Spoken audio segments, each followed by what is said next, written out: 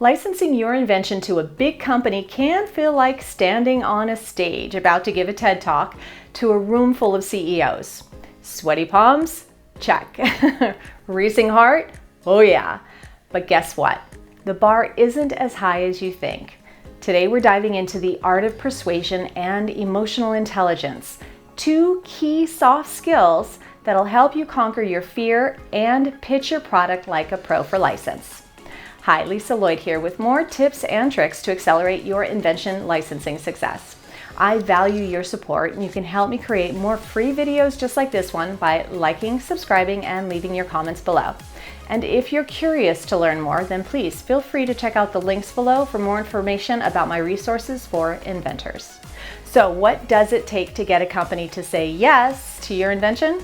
The secret? Persuasion. But not the cheesy kind where you're like, act now and I'll throw in a second invention free of charge. No, we're talking about real persuasion. The kind that makes a brand go, wow, we need this. And trust me, you don't need to be a business guru to pull this off. Here's a fact you may feel better knowing. Companies don't expect you to be an expert on their entire business model. What they want is for you to be an expert on your product. That's it. You already know your invention inside and out, so you're already halfway there. And the rest, well, that's where the magic happens.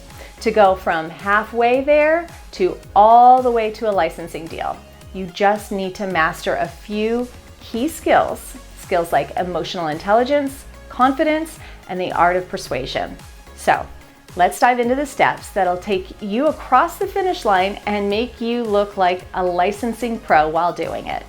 Now, let's get into emotional intelligence, or EQ, which is basically the ability to read the room like a mind reader.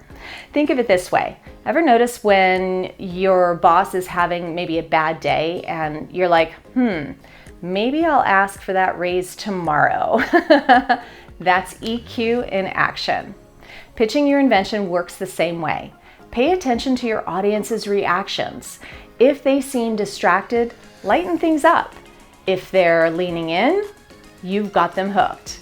Go deeper. The goal is to share the facts on how your product is dramatically better than all the competition and to connect with their emotions. Once they feel that you're helping solve their problem, you've got them on the yes train. Here's where I see a lot of inventors kind of get hung up.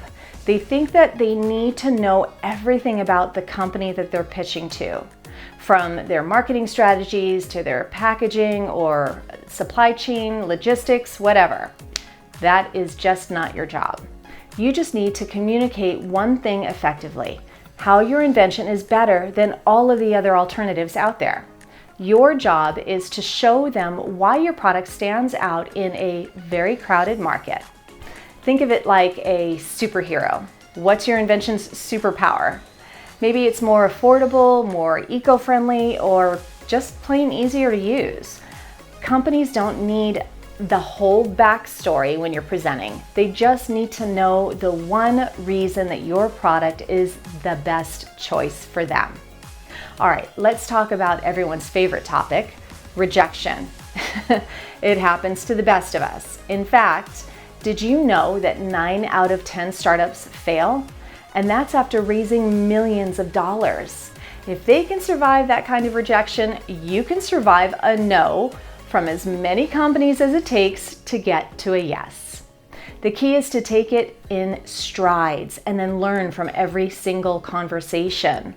This is why I push so hard for all of you to book calls and not just submit your sell sheets.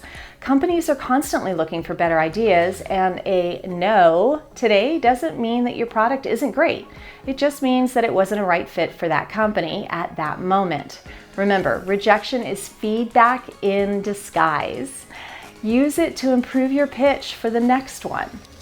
The fourth item is confidence. It's your best friend. If you've ever pitched, then you have already likely had one of those moments where you're pitching, but inside you're thinking, my voice is cracking. Do I look okay? Do I seem like I know what I'm even talking about? Spoiler alert, you do. The trick is to look confident, even if your knees are shaking. I'm always nervous for the first minute or so, even after 30 years of licensing. But then I ease into like a groove talking about my product, and it quickly turns into a simple conversation about what I have, and I feel my confidence bubble up in that authority. Here's a fun fact. Studies show that people are more likely to trust someone who looks confident even if they're not experts. So, when you walk into that pitch meeting or on that call, don't just know your product, own your product. You're already the expert on it. No one knows it better than you. Now it's just about letting them see it and understand that.